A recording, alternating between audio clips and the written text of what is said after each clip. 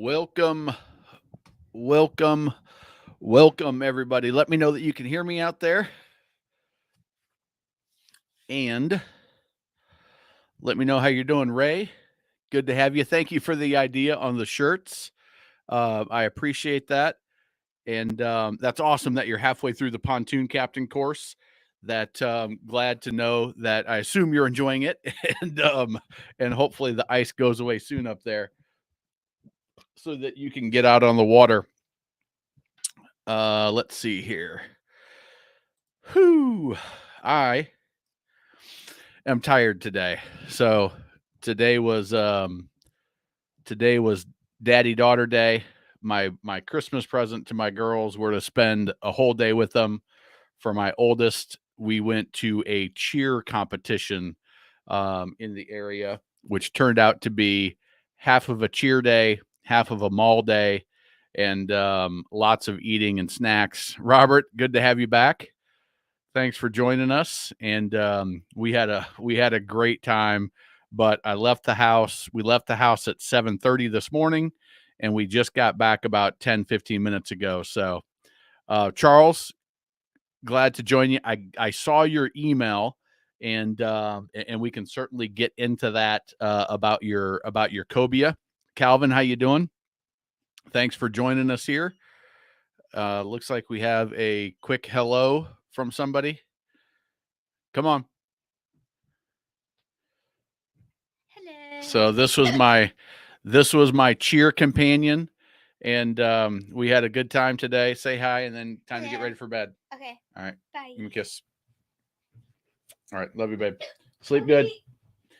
So we had a great time today, and but I'm tired. It was a long day. We watched probably yeah, we're all tired. Um, from 8:30 to it was about an hour drive up to the cheer competition till about 3 o'clock, 4 o'clock. We left and ended up at a mall. And there was a Bass Pro Shop, so I did get to check out some boats, which I told her I had to do. And but we had a blast. So I'm excited about this, and my energy level will pick up here a little bit, I would guess. So we'll start with Charles sent me a message the other day. He's been looking at center consoles. Really like the Sea Hunts. Let's see. I'm going to try to do this. There we go. And I am not, Charles, I'm not going to pull up the link just in case there's anybody else that's looking at that boat, but was looking at Sea Hunt, Sportsman, Robalo, Key Wests. Those were the brands that he was looking at, and he's having a hard time finding 22 to 24 foot. He's down in the, I'm going to assume, Texas area. No, is that where that? Let me see where that company is. Yeah, Texas. Okay, I was right. So in the Texas area. Calvin, I have not. Houston, okay. Calvin, I have not confirmed Saddle Soap, and I went to the Knoxville Boat Show this week, and was in Knoxville Thursday, Friday, at the show, and I talked to the folks at the Boat Bling, the boat sauce company, and had a good conversation with them about their product. They're obviously going to promote their products, but I didn't get a chance to ask those questions about any others. But they're going to try to get me in touch with another rep from an upholstery manufacturing company, because they run all of their products through testing with the major upholstery manufacturers, so that they can say, yes, we approve your product. And so they were going to try to connect me there. They were super nice people. But so anyway, he is looking at a 22. Charles is looking at a 22 to 24 foot center console, around 50 grand or so. I'm assuming based on the boat that he sent me, which is a cobia. And Charles, the short version is cobia's in that same category of the other boats that you're looking at, of the Sportsman, of the Sea Hunt, the Robalo, the Key West.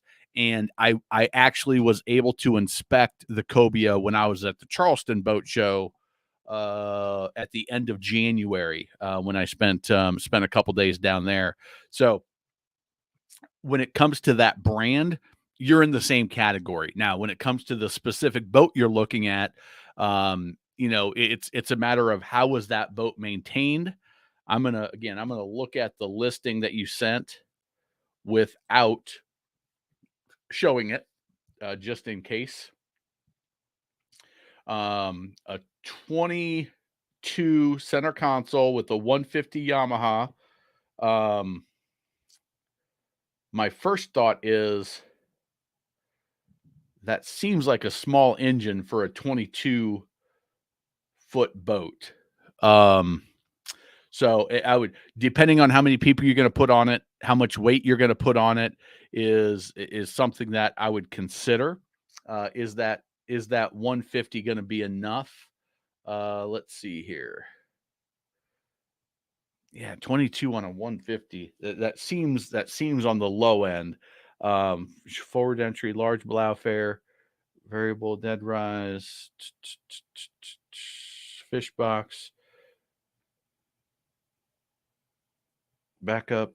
Yeah, so as far as the description of the boat looks like a good fit for you.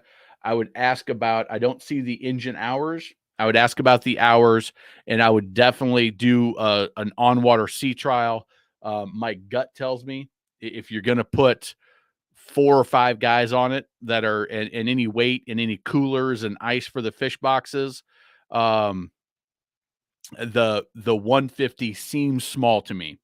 I don't know if anybody else is on here that's run a similar size boat with the 150. It's 21 feet 7 inches, so it's and an 8.5 beam. Dry weight on that is, let's see if they 50-gallon fish box, 26-gallon live well, 52 quart cooler. Let's see here. I'm not seeing a dry weight. 89 gallons of fuel. I mean, yeah, with the coolers filled, with the live wells filled, with the ice boxes filled, you're getting real heavy just with yourself. 3,000 pounds on the dry weight without the engine. That 150 adds probably another 600 pounds or so. So you're at 3,600. Yeah, it's my gut tells me unless you're fishing with just 2 people, and I don't remember your situation specifically, but unless you are fishing with just 2 people, uh, you may be on the disappointed side on that 150. But again, if somebody else has run a similar size, similar weight boat, similar style, it seems small. But everything else looks good. Kobe, I think, is a brand that fits perfectly into the what you're looking for. So I'll leave it there. If you've got Charles, if you have other specific questions, let me know. But I'll open it up to everybody else. I forgot to put his questions up, but Ray, Ray was the first one on. Ray always jumps on early. He was on at 8:23, but he's doing the best pontoon captain on the water training right now. He's halfway through it and is up in the upper cold areas. I don't know if I know where Ray's at for sure or not, but probably upper Midwest somewhere is my gut with the ice. And let's see what other questions have come in. Saddle soap, we talked about. 700 pounds, not knowing much about that style. Yeah, Robert, I'm with you on that. I feel like that's going to be undersized, for sure. And No, Calvin, we jumped to a center console. The Cobia is a center console style boat. But yeah, Northwest Indiana. That's okay. So I think I did know that maybe that you were in Indiana, Ray. But yeah, I think with that 200, I think if with that 200, I'm sorry, with the 150 on a 21.5 foot boat, that's 3,600 pounds with the motor. And then you add another, like Robert said, 700 pounds of fuel, plus um, plus live well, another 26 pounds or 26 gallons of water at 6 gallons or seven pounds a gallon. Was it gas or water? Is 1617? I always get them mixed up. I need to get that locked in. But anyway, another couple hundred pounds of water and ice. So um no, you're fine, Calvin. It's hard to keep up sometimes. I jump around. So all right. Robert, is a 3/8 inch anchor shackle big enough for my Harris? I would think so. Um, let's see. I've got a clip here. I don't think I have any shackles in here. It's like I got a junk drawer of stuff in my desk. I used to, when I was selling boats, I would have boat plugs and I'd have all sorts of stuff in there that you might need. But yeah, I would think that 3/8 is going to be fine. Here's what you want to do is get it tightened up and then run a wire through, galvanized wire, stainless steel wire, something that's not going to get rusty, and get it locked on with that wire.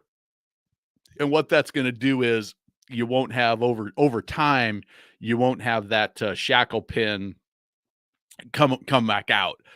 So that's a good way to make sure that it doesn't come out. Just run it through that little hole, wrap it around, and tie it up good so you don't have a sharp point somewhere. And I usually use a needle nose to kind of get it all tucked away so it's not catching things. And I think that'll be just fine. The big thing is you want to make sure that it's got enough room to pivot and move depending on how the anchor setup is, that when you're coming through the anchor to the chain, that it's got enough room to maneuver. And I would guess, unless it's an odd setup on the anchor, I would guess a 3/8 is probably a good deal. And you're already onto the wire concept, so you're good to go there. Charles, you're very welcome. I appreciate the email, and that was, the timing was perfect to answer that here. Okay, that's right, Robert. The box anchor. I should have known. That that's what you were using. We've talked about it on. I think we talked about it on the last live. You made a box anchor comment. So then you're in good shape. Again, you still want that movement so that it can set properly, and you're not pulling at the wrong angle. Charles, thank you very much. I appreciate that, sir. The supporting the channel, you guys don't know what it means to me. The financial support, the participation, all of that stuff is always very much appreciated. The investing in the program, Ray is did the best pontoon captain course, and Robert's been on the podcast. Charles, I don't know when we first connected, but it seems like you've been in the comment section, Charles, for 6 months or more. And I want to say maybe we had a conversation at some point. So uh, let me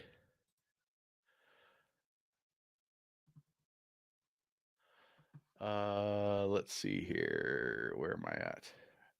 All right. So this is, I went and I had some graphics made for, this is kind of the new logo style that I'm thinking. And then what I did is I went and had different graphics made. So the idea is some of the swag will have the anchor. I really like the life vest. I like the anchor.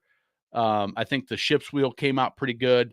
But then I can have, hey, you a bow rider, a pontoon, a center console. This is supposed to be a cruiser slash yacht. That didn't turn out exactly how I wanted, but I still like it. But it looks more like just a wake boat or a bow rider with the tower. The jet boat, and then this is supposed to be a dual console. It does the trick. But I was real happy. The captain's hat, I'm not so sure I like that. My wife really likes it. But so the idea is on the swag to use those images and then adjust it there.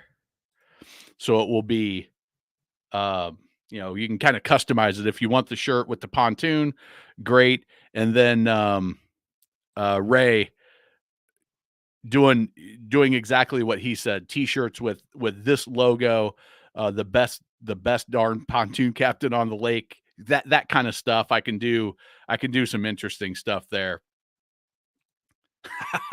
Michelob, good. You're right, Ray. You are 100% right. Why don't they put holes on the other side so it can't back out? um So it's got on the shackle, it's got a flat side, and then it's got the screw side. So the other side is the screw, and it just goes kind of flush onto the end of the shackle. And on the flat side, where you're going to leverage to twist it and screw it in, that's where the hole is. So there's really not another place to tie it off. And there's probably a official way to do it where you don't have the the wire poking out. But what I've always done, I just wrap it around and tuck it in. But that's the hole is on that flat section where you kind of leverage it, Hux.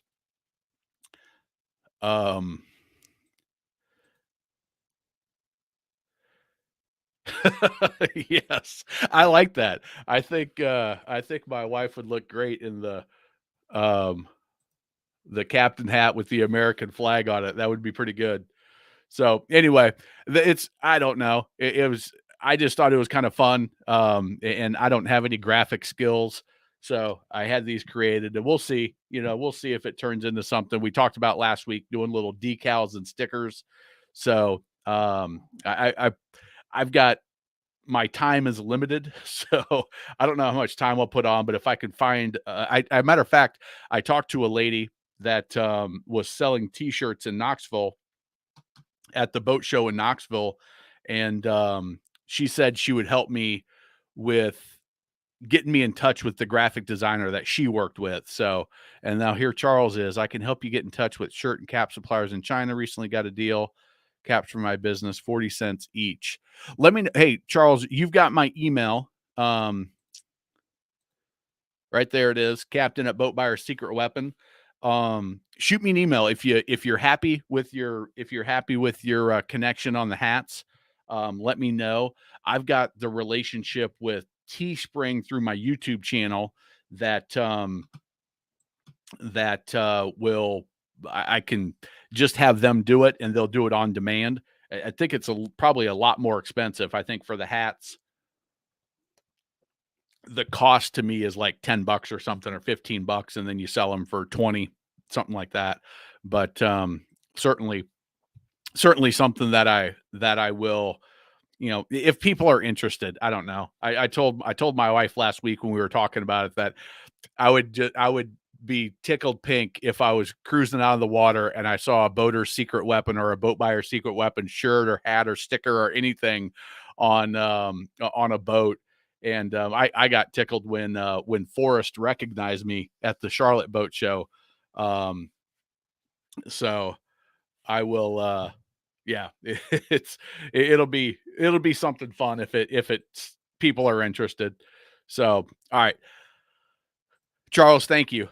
Thank you for making that contact. Yeah, but they handle everything. That's the difference, is through Teespring is I don't have to touch it. You order it, I give them the graphics, they make it, print it, ship it, take care of all the transaction fees and that, and they do it pretty easily. So it's that convenience factor that's kind of nice. All right. So what other questions you guys have out there today? I was at, let's see if I've got.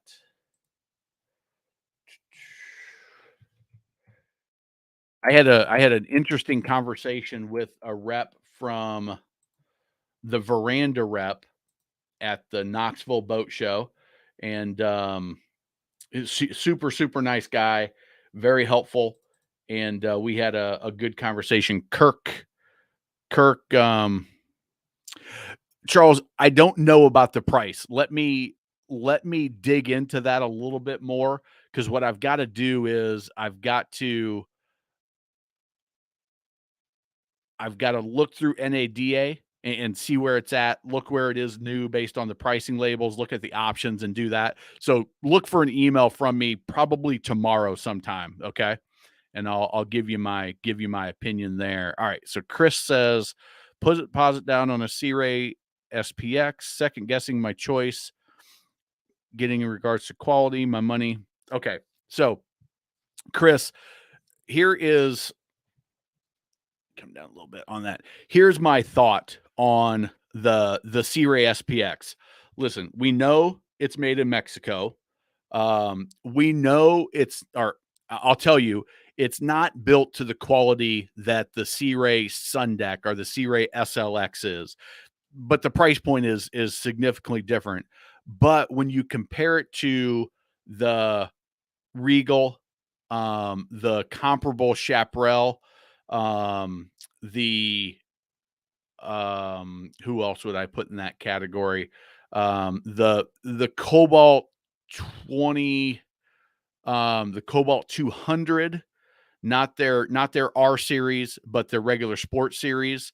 Um, it's a little bit below Cobalt, but I would say it's in that same level as the Chaparral, the Regal, the Monterey, as kind of that level of boats. Okay, so what I would encourage you to think about, Chris, is, and thank you for the donation, by the way, that very much appreciated. Um, what's the dealer situation look like? Where are they located? What's your relationship with them?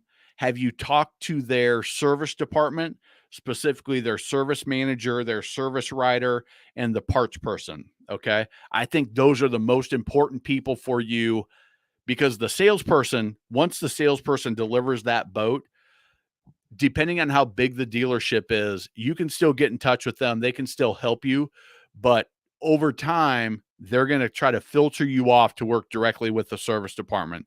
So I want to have a good relationship with the general manager or the owner of the dealership, depending on the size again. If it's a Marine Max, it's the general manager. If it's Bob's Marine, I want to have a relationship with Bob. And then, okay, so Marine Max, 10 miles.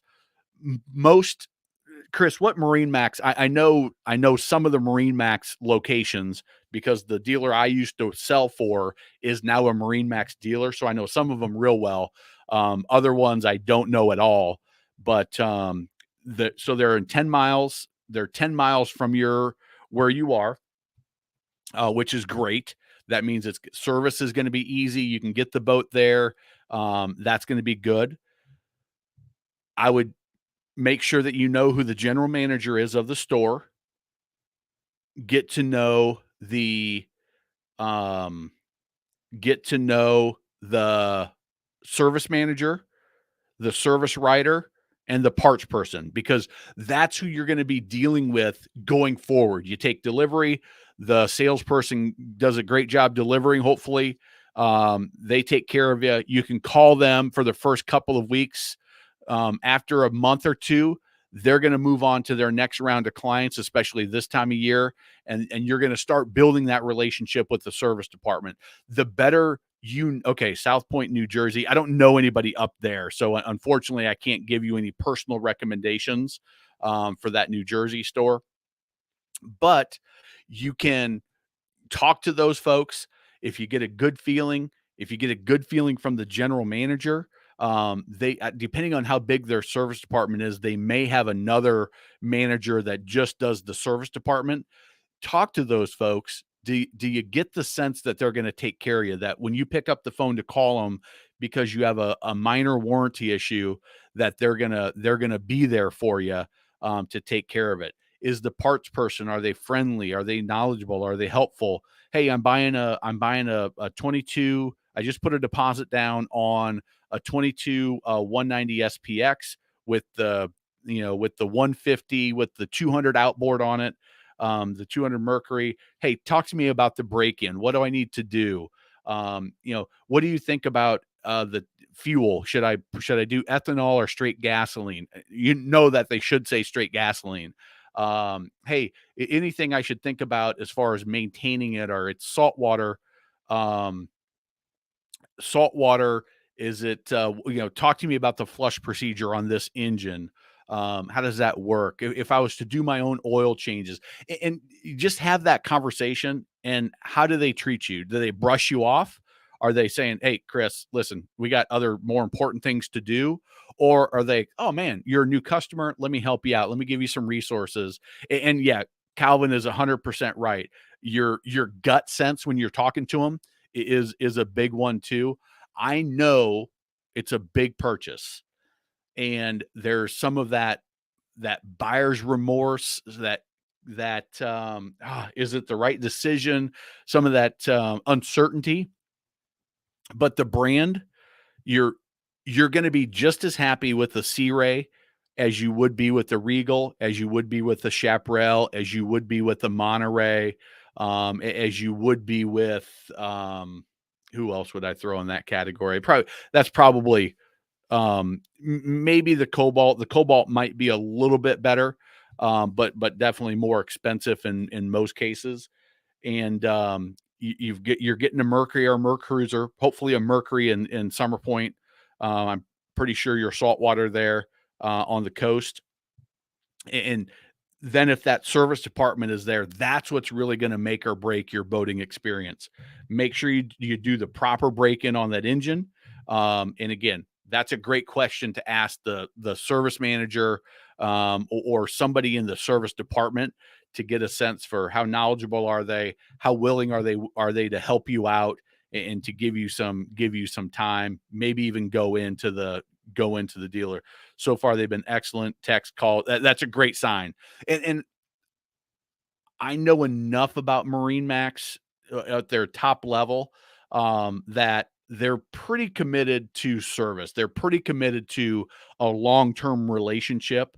Now, with that said, with 85, 90 stores, whatever they have, not everybody's great.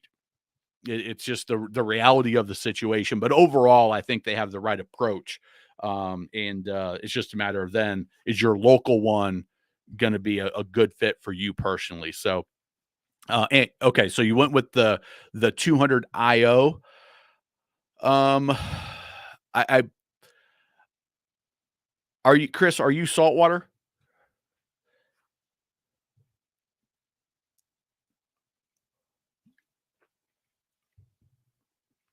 Um, I I prefer I prefer an outboard in a saltwater environment, just because of maintenance, because of the risers manifold issues.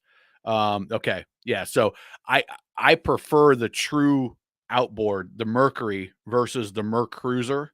When you're looking at that boat for 99% of the applications.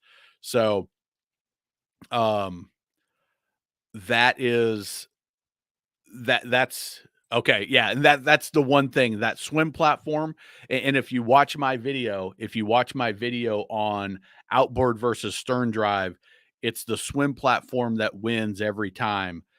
um, just understand that you're probably going to have, in 5, 6, 7 years, depending on how well you flush that engine, you're going to have to replace the risers and manifolds, in that environment. Now, if you flush it religiously, if you use a product like Salt Away, and use it properly. There's a right way to use salt away and a wrong way. Specifically salt away the way they've designed it. I met the owner of the daughter of the inventor, who's now the president of the company. I met that lady at IBEX this past year in October, I think. Yeah, I think October is when it was. But that would be my one concern. And if you haven't watched it, you can check out. Let's see here.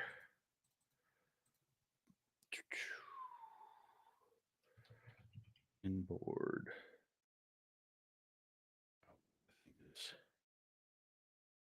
Yeah, so this video right here, stern drives versus outboards, um, inboards, inboard outboard versus outboard. Okay, so good. As long as you understand that, as long as you know, hey, this is what my maintenance, and it's maintenance on that engine and that application, then you're fine. You know what you're going into. If you're dry stacking, if you are trailering, great. You flush it and do a great job. If you're leaving it in the water, pay really really close attention to your zincs and anodes. Make sure you've got the right metal based on what your service department recommends for the water where you're keeping it. Pay attention to stray current for electrolysis if you're in a marina with cruisers where there's power at the dock.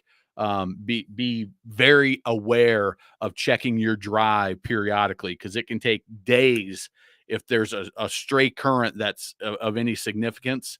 And it can take days and weeks when it starts to attack your drive, and it happens quickly in that environment. Okay, perfect. So you're trailering, so you don't have that issue. You've got easy access to flush it. Okay. So with that said, I think dealer, you got a good feeling about the dealer. They've been great so far. Get to know the general manager, get to know the service manager and the parts person. And I think if you feel good with that, I think you can feel comfortable with your decision. So hopefully that was valuable, Chris. And congratulations on making that investment and that decision with your kids. I don't know how old they are, but I'm guessing you met my daughter if you were here earlier. She's 10. My other one's 8, and it, it is an amazing time to be out with your kids on the water. And you're gonna absolutely love it if this is your first boat. So congrats on that. All right. Ray, watching videos on the correct prop. Does a new boat come with a general purpose prop? Yeah. So here's what will happen, Ray, is the manufacturer may send the prop and say, this is the prop for this boat. We've tested it. And yeah, it's going to be that middle of the road. They're going to try to get close to that wide open throttle RPM range. So if the wide open throttle RPM, they want it to be at 6,200, they're going to probably send a prop that's going to be about 6,000 RPMs, or maybe 5,800 with one person in the boat, knowing that when you put that extra weight, you're going to be at that, or no, vice versa. They're going to have it a little bit higher, and it'll come down when you put that extra weight in the boat. They're going to try to hit that middle of the road number. The dealer, if the dealer props it, they don't have that same expertise all the time. If they don't prop that boat often, they may do a little bit of trial and error.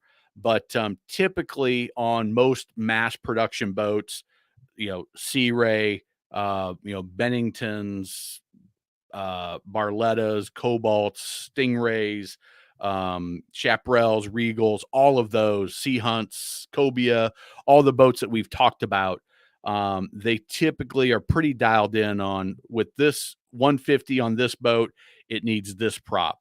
And they'll be right in line. Now, if you say, I run a little bit different, or I really need extra hole shot, okay, now you can start making your adjustment there. For me, if you're a general pleasure boater, the prop that they put you on is probably going to be the right prop that you have. So, and if it's not doing the trick, go back to the dealer and say, listen, here's the situation. Have the RPM that it's running, the weight that you have in the boat, the fuel that you have in the boat, and the conditions that you're running in. All right, we had a full tank of fuel. We had 6 people on the boat, which was about 1,500 pounds. We had a full cooler. It was nice, smooth day. Here's how I had it trimmed up. Here's what it was doing. Here's the RPMs and the speeds we were getting. I would like it to do this better. And now they can start dialing in. On some boats, some dealers, if they're going to install the prop, this is typically the bad dealers, the poor customer service dealers. They'll say, "Oh, we can save $100 by putting this cheap prop on versus the factory prop." And what happens there is those cheaper props, the material's not as good, so there's more slippage, which means that it's not going the full distance of that pitch. So if it's a 19 pitch prop, it should go 19 inches. I don't know what it's measured at, but 19x in one full rotation. The slippage is, and every prop's going to have some, but the slippage is instead of going 19, it only goes 18 and a half because of the metal. The cheaper ones are only going to go 17 instead of the full 19 or the 18 and a half that a good prop would. Then it's a matter of, okay, let's go back to the OEM. Let's go back to the Mercury prop or the Yamaha prop, or the, a good, reliable brand name prop, preferably the OEM's prop, and you'll have a better situation. So hopefully that made sense. Hopefully I explained that well enough. Biggest thing usually missed on the props, higher speed. Yeah, the when you start, here's another reason why they go general purpose is, and kind of try to hit that sweet spot for it takes off good. You're pretty good out of the hole. You're pretty good on the top end because it's gonna grip the water better, and you're not gonna get the cavitation from and the prop spinning out in a tight turn. Because as you turn, you potentially get more white water there. You're pushing the direction of the water, and it can lose grip on the water and spin out. That happens a lot on pontoons, Ray, because you have so much white water created from those tunes, especially a tri-tune, which I think you have, that when you turn, you get more white water in there, and it'll cavitate. And so you've got to trim. For me, when I drive a pontoon, I'll trim it all the way down if I'm going to be tubing and making sharp turns a bunch at any speed. I think that's what Brock is talking about. Premier, Bennington. Depends on what model specifically, but Premier, I think, has nicer feel of upholstery. I think Bennington with their Simtex has a more durable upholstery. But the Premier, you touch that upholstery and you're like, damn, this is nice. And I just was in Knoxville, so I boarded about 7 Premiers and I boarded about 12 to 15 Benningtons. The S series, pretty basic. The Premiers, all the way through the ones that I've been on this year, have had the super nice plush upholstery feel. But I'll go back to the same thing I just said to Chris, the dealer. Chris was asking about, he put a deposit on a Sea Ray 190 SPX. And I told him, the boat you're going to be fine with. It's the dealer that is, if you have concerns, that's where I typically have concerns. It would be the same thing. You're going to be just as happy on a Premier as you are in a Bennington. I know everybody wants to know what's the best. Outside of a few outliers, the top tier, Barletta, Harris, Bennington, Premier, who else would I put in there? I'm blanking on one. Manitou, top tier. You're going to love them all. Okay. They all are going to have either a Yamaha, Mercury, or Suzuki. You may find a Honda on some of the Premiers, but you're going to have a great experience on all of them. What makes the difference is the dealer that you buy from, because if you have a warranty issue, and you'll have something on any of the brands. It doesn't matter. Something little is going to come up. A screw comes a little bit loose. You're going to need to get a seat tightened up. You have a bad weld that, man, somehow it got through the QC process, the quality control process, and you have to have that weld tightened up, or re-welded and filled in. You're going to have something happen. I don't know what it is, but in the 3 years of the main warranty, something's going to come up that you're going to need the dealer to help you out. Hopefully it's small. It probably will be. The better the dealer, the less likely the little ticky-tacky things that they can find in the pre-delivery inspection, the PDI that they should all be going through. They're going to get those addressed. So go with the dealer that is the best. Same thing I told Chris. Talk to the general manager or the owner. Talk to the parts department, the parts person, the service writer, and the service manager if they have a manager in service, or they're one of their technicians. Do you get a good vibe from them? They feel like they're going to take care of you. And then look at price too. Look at the value.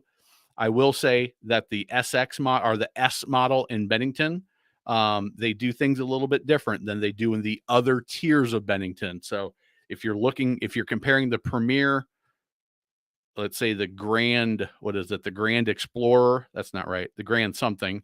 And the S model, the Premier is probably built a little bit better and is better appointed. But if you're looking at the other models of Bennington, they're equivalent boats. Make your choice based on the price and the dealer. Okay. All right. So hopefully that helps, Mike. And Chris, you're very welcome. And your contribution is very appreciated as well. Let's see here. Dual prop, does the prop pitch make as much of a difference as the single prop engine? You're not going to monkey as much because I'm sure there's differences that you could play with it a little bit, but they're more dialed in. I think I don't think you have as much variance. You know what? I'm gonna stop right there. I don't know. I don't know enough to answer this question. My gut tells me I've never had to deal with prop pitch and monkeying with the props on the Bravo 3s and the Volvo DP drives. They're just I've never seen an issue with it being propped improperly, incorrectly. So I'm going to say I don't know for sure, but I've never seen those issues. On my single prop, I have 3 props. How we use the boat. Yeah, it's because my gut tells me that it's you've got 6 propellers, you've got more surface area, you've got the counter rotation, so there's not as much room for adjustment, for tinkering, because you're dealing with a heavier boat. So yeah, I don't know why that is, but my gut tells me that you don't have that same level of tinkering and that adjustment needed as you do with a single prop setup, like an Alpha, or a whatever I don't know what the Volvo SX drive, I think. So, okay, the Castaway. I don't know the Premier models as well. I would have to go back and look at my list, but I'll show you. Let's see here if I can find it. Nope.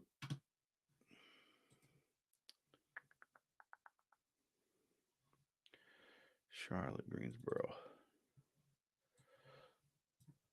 So this are the boats that I inspected when I was in Knoxville. So those are, I'll go big screen on this. The Godfrey, Aqua Patio, Sweetwaters, the Scarab. I think that was Bennington. Veranda, Harris, Manitou, Crest, Chaparral, Regal.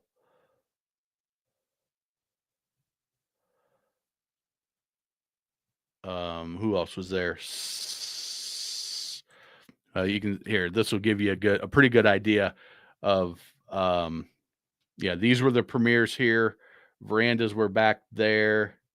Barlettas were over here. So I boarded except for the wake boats. I don't have an expertise in wake boats, so so I didn't board those, but I boarded every other boat except for this Chris Craft. I took pictures of it, but this Chris Craft was just for looks only. But so those are all the there. Speaking of, there's that Chris Craft. Beautiful, beautiful boat. But so I looked at all of those, and I can tell you, when I look at a boat, I will go through in detail 2 or 3 of them, and then just kind of flip in. If it's a different layout, I'll flip open a couple of seats to see, are they doing anything different? And those videos will be coming out soon. But I can tell you, in that top tier, they're so similar. So similar. Avalon, Tahoe was in the Charlotte show. I viewed those. The only ones I haven't seen, Coach pontoons, I have not inspected this year. And there's one other model, that a Grand Island something, that I haven't inspected. So, Russell, thank you very much for the contribution. Thank you very much for the email you sent me last week about hydraulic power assist steering, taking delivery of my new Barletta on Wednesday. So, I'll tell you, Russell, thank you for the donation for sure. Your email and me typing that all out led me to create that video 3 days ago. So I was like, you know what? That's a really good question. I want to say that did we talk about it on last week's live, or did the email come out? But anyway, whatever it was, your email and your prompted me to create this video, because I was like, that's a really good topic that people need to know about. So you're very welcome. And thank you for the idea of what turned out to be a good video. Over 1,000 people have watched it already from just 3 days ago.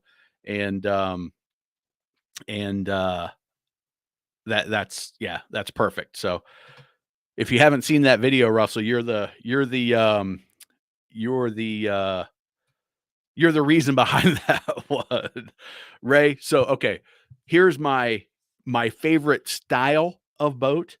A 23-foot tri-tune with probably a 200, 225, maybe a 250. I would never need anything more than a 250 the way I boat. I'm not a speed demon, but I do like to be able to go. I do want to have enough to pull me out of the water and slalom ski when I do that.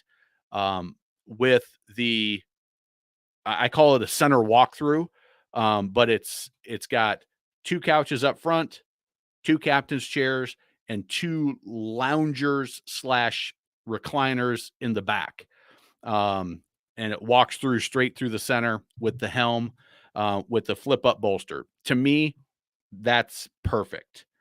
When you go to a bow rider, Cobalt, a 25 to 26 foot bow rider, it's either the Cobalt R5 or R6 now, or the Sea Ray 250 SLX.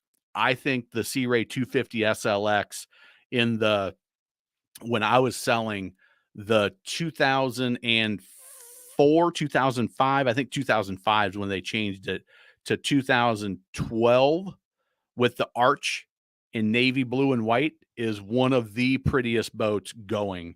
The cobalt navy and white is amazing as well. So it'd be those two when you're talking bow riders with a 350 Mercruiser with a Bravo 3. That would be on the bow rider side of things. On the center consoles, I don't know. I don't know what the center consoles would be because that's not my style. I'm a lake guy at heart, and those would be the two. So, and if you were going to go brand on the pontoons, it would be Barletta or Manitou. I think those are the top two built pontoons on the market today. I think they're great. I sold Harris. Harris is up there. Bennington is up there. Premier is up there, and those are fantastic brands. Again, I've said it twice already today. I'll say it again. I would go with not the Barletta, not the Manitou, if the dealer wasn't a top-notch dealer. I would say there's such a slight difference between those two, even though I think they're better built and they're more, you'll feel it. If you were to run that versus let's say a Sweetwater, a Godfrey Sweetwater, you'd be like, oh my God, this is night and day. Harris it does full length M brackets. They do a great job. They ride really solid as well, but you can feel the difference between the Manitou and the Barletta and everybody else. They do a couple of things different, but I would still change if the dealer, I was like, nope, that dealer is not going to take care of me.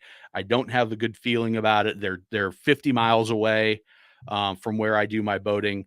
Then I would go to the brand with the best dealer in that top tier category, if that makes sense.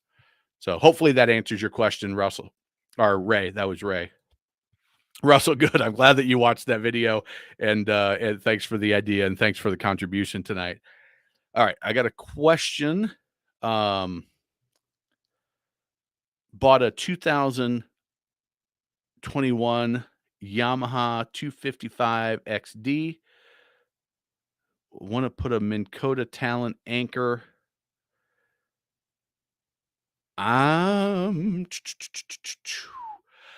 I don't know what my take is on that. Let me pull up that boat. Yamaha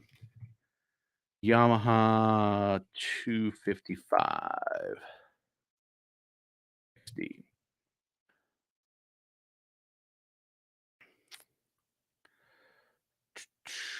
Okay, so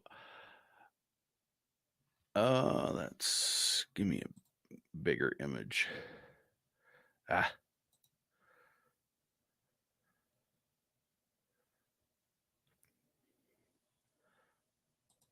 There we go.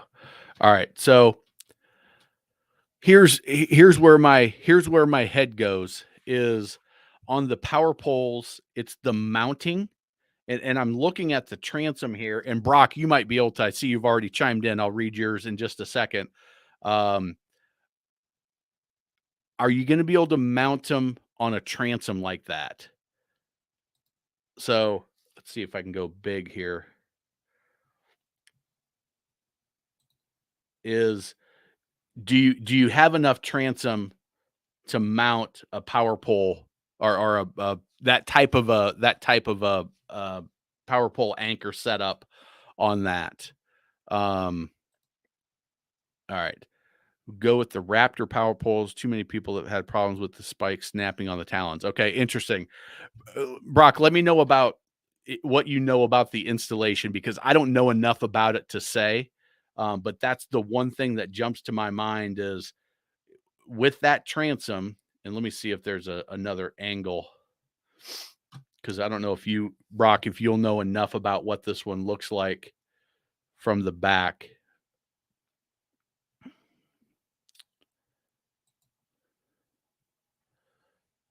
I don't see. Oh, here we go. So you see how you just have the lip on the swim platform there? If you've got, okay, you should be fine mounting them. Okay. All right. So you can mount a bracket that will go down below and below that swim platform. So that's I don't have a whole lot of ND. I don't have a whole lot of experience with the power poles. Brock is a fisherman, just got a sportsman, and is he was on the when I was down at the Charleston Boat Show, he was on that live with me, and has a lot of experience around boats and fishing equipment, electronics, and that type of thing. So I feel comfortable with the answers and the recommendations that he is making, because he knows that world much more than I do. Um, and the brackets. Thank you for that, Brock. Um, okay, okay, interesting. That's good. I need to brush up on that world a little bit. So hopefully that's valuable for you. Um,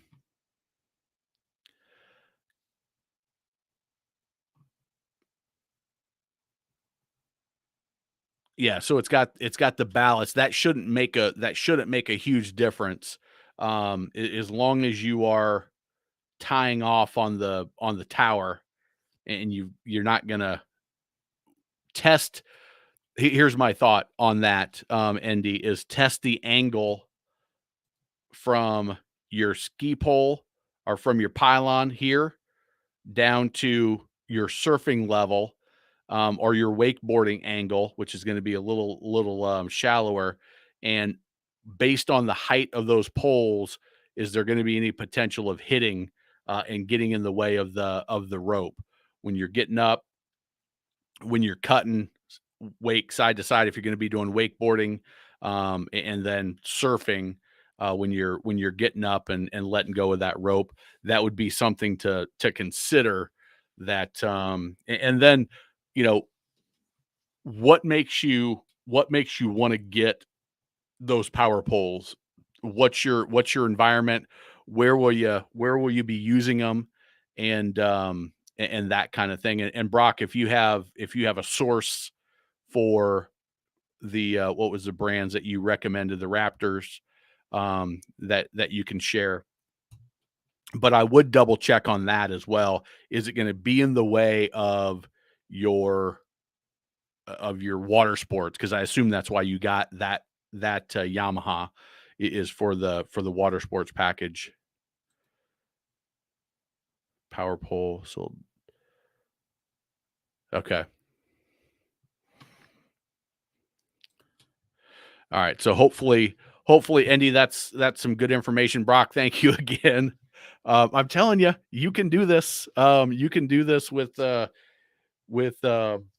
your expertise as well. So thank you for being a part of this community for sure. I appreciate it.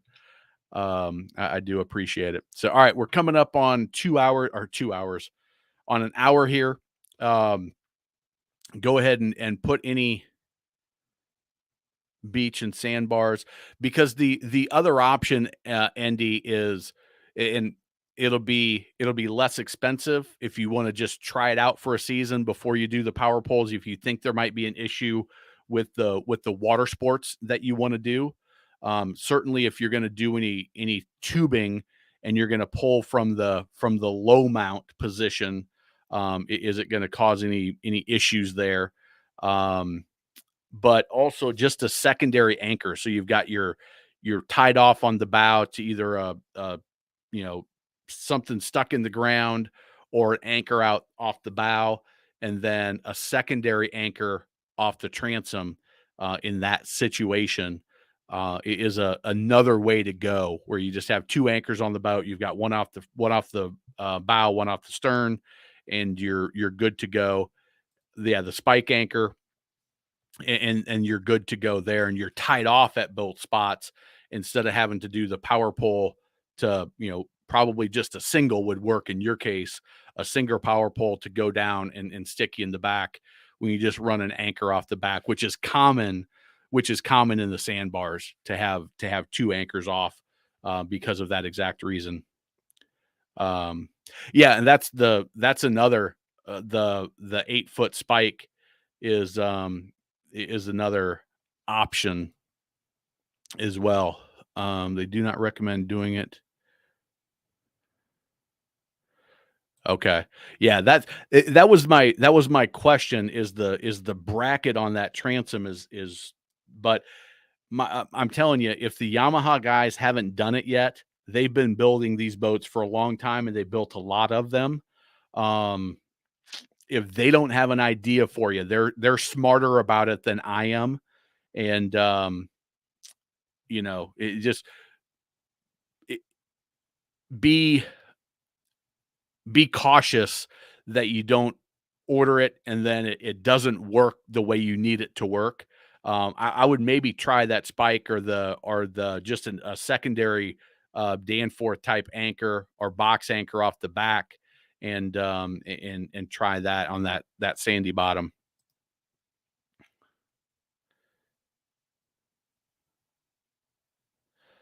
I'm not familiar with the sand shark. Let's see here. Sand shark.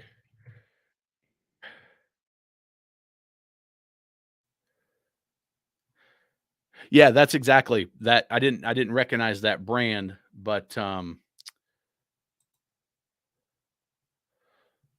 that was when Brock said the spike. This is more what I was thinking. Why does it keep wanting to do that? This is what I was thinking, is that something you dig in the ground that you would put off the back, but you could probably do that off the transom too, and that adjusts to 31 inches. It looks like, so you could probably have it stick out of the water. Probably concerned with the stress that the pole. Okay, yeah,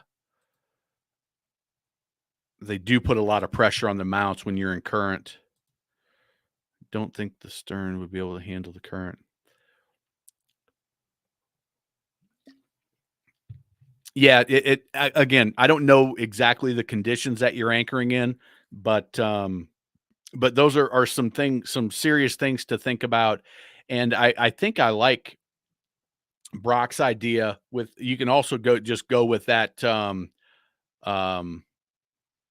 that spike anchor. Let me see if I can pull one up. It's kind of that same concept that we just showed, but um without the spike.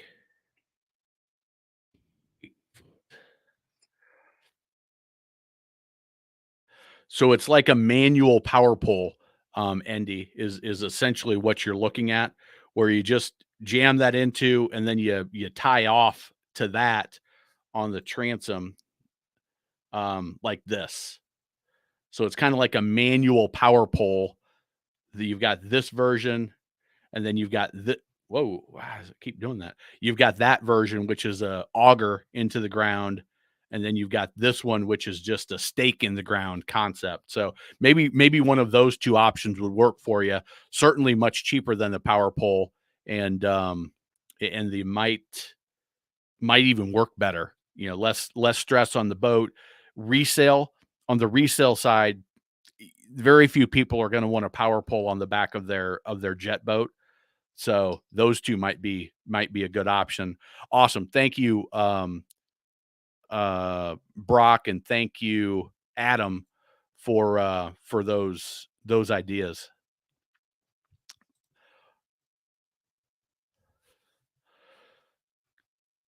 Let's see here.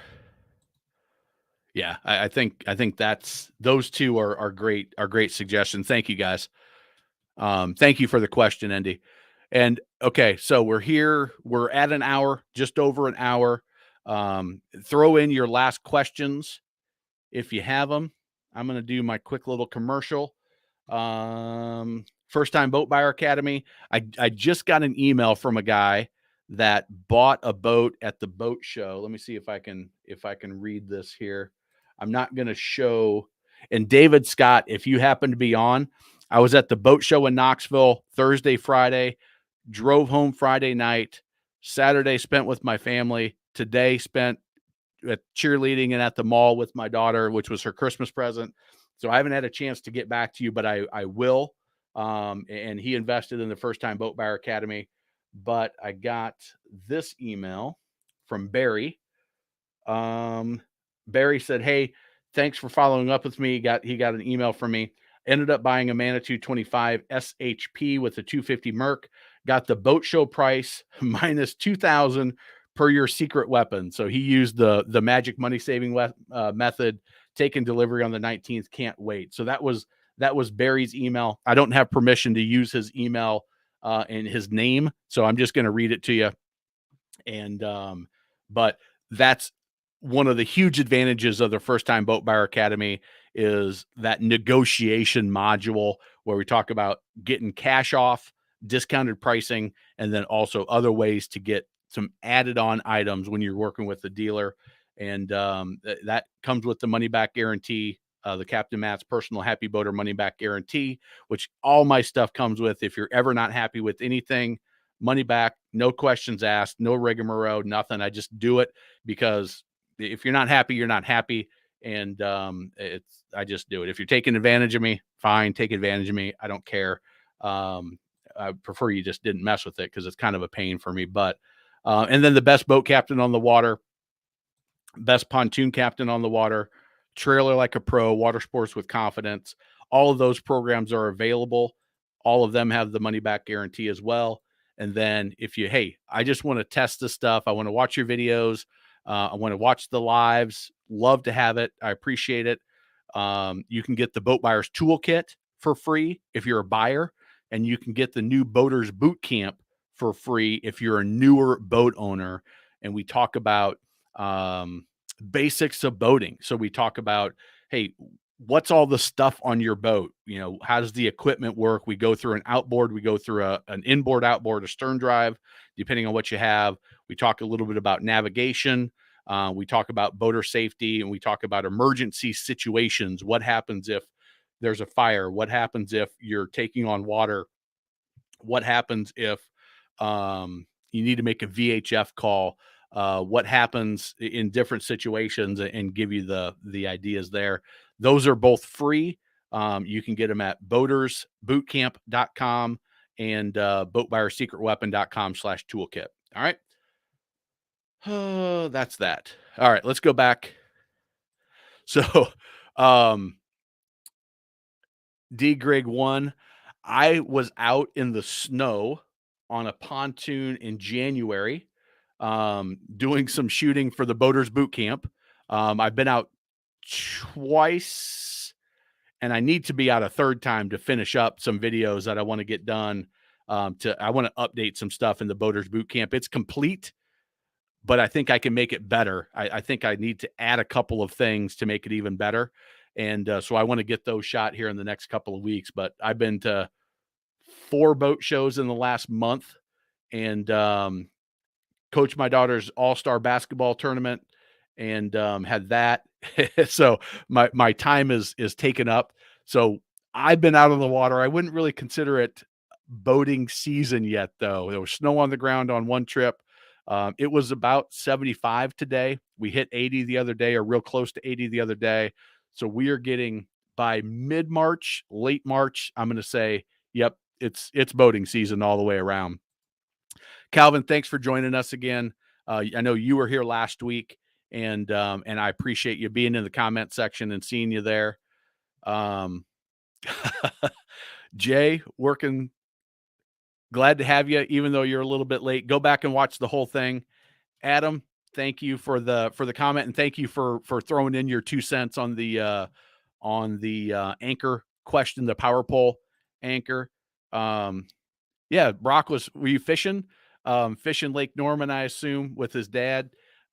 He's got Brock as a center console and a Ranger bass boat, and him and his dad do some serious fishing stuff. So I assume they were at a tournament up on Lake Norman. Yeah, it's been chilly on the water here. We haven't quite hit the perfect boating season, but we're getting real close. And the bass fishing on Norman, I'm not a fisherman at all, but I hear it's awfully good. Same thing on Wiley. So thank you guys very much. I appreciate you. I appreciate you joining. I appreciate doing these lives.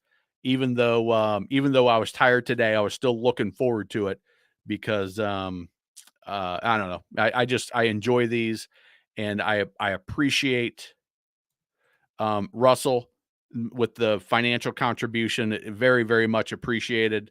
And the idea for the steering video and that whole conversation, Chris, I appreciate it. Congratulations again on that Sea Ray, and Charles. I appreciate the conversation and for you being a part of the channel for quite some time. Stick with it. Remember, be patient. The right boat will come along. If that 150 on the Kobe is not enough, hey, now you know. Now you know you need to be 21 with at least a 200, maybe even a 225 or 250. And I know you get anxious. You're like, oh, we're in Texas. It's Houston. I could be out boating today. Um, just know the right boat will come along. It's going to be out there. Just be patient. Don't jump in. Huck's always good to see you, and everybody that's a recurring participant. Why does Yamaha only mechanical and not digital? Um, I don't know. I don't know that that's the case, Robin.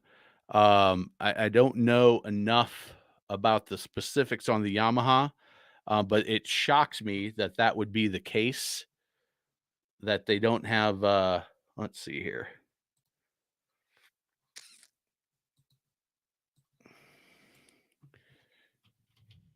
Yamaha SHO.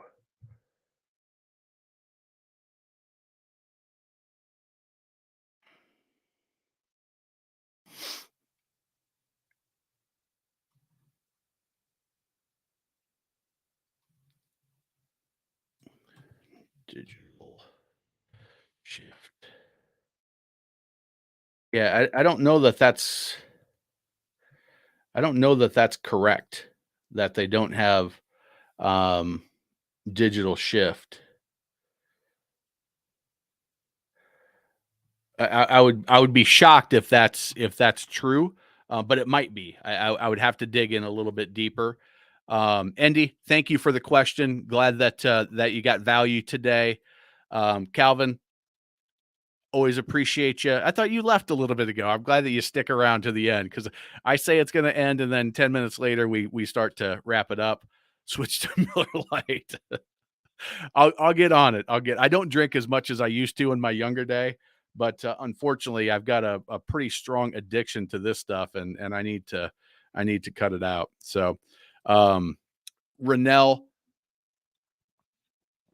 they stopped making boats. I want to say like 5 years ago, maybe more. It's a value boat. They do a lot of cheaper stuff on it, but Rocker, it depends on where you're going to boat and how you're going to boat and what your style is and what your budget is. It's a perfectly safe boat. It's a perfectly adequate boat to get you and your family out on the water. It's gonna it's gonna have a little bit more, especially on the U side, a little bit more rattles. Maybe you're gonna have something break. Um, and yet you can have an absolute blast out on the water on a 19-foot Rennell or whatever it is. What I would be most concerned about is, how well was it taken care of? How well did the previous owner take care of it and maintain the engine and the drive? Because here's the good thing about buying a used boat that's 5, 7, 10 years old or older. If it was built cheaply and it's going to break, it's already broken. So you can be like, oh, it's broke. Am I okay with that or not? This hinge broke. Am I okay or not? This seam ripped. Am I okay with that or not? Can I fix it? Can I not? That's going to be the biggest concern. So I always, even my best and worst videos, they're super popular, and I've got to kind of play the clickbaity type game when I'm naming my videos. But there's not a boat that I would say never ever buy it that's out on the market right now. I can't think of one that I would say stay away. Whether it's I was just at Bass Pro Shop with my daughter, and part of our 12-hour long day together for her her Christmas present, which was to go to the cheer thing. We had 8 hours of cheer, and then we went to the mall because we were still hanging out together. I told her I just had to be home at 8. We could do whatever she wanted. And so we ended up at the mall. I insisted on going to Bass Pro Shop. And, the Tahoes, they're a cheaper boat. They're a value boat, just like the Rennells, but you can have a blast on them, and they're perfectly adequate if everything else is right. So, um, I'm not sure. That was probably to another another comment. Sean, you're very welcome. Hey, I saw Sean Juan. I saw your comment on something, some video that I did earlier today. So I appreciate that. And is only mechanical. Interesting. That shocks me.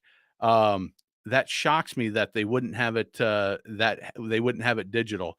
I wonder if they're coming out with something new that is going to replace that, and they just haven't upgraded it. Um, yeah. So listen, if it's been well taken care of, it's it's going to fit the budget. It's going to fit the style of boating that you're going to do. You're gonna enjoy it, and you'll be good. Okay. Um, Gospel boats don't buy, poor construction, doesn't plane well. Yeah, that is a rocker.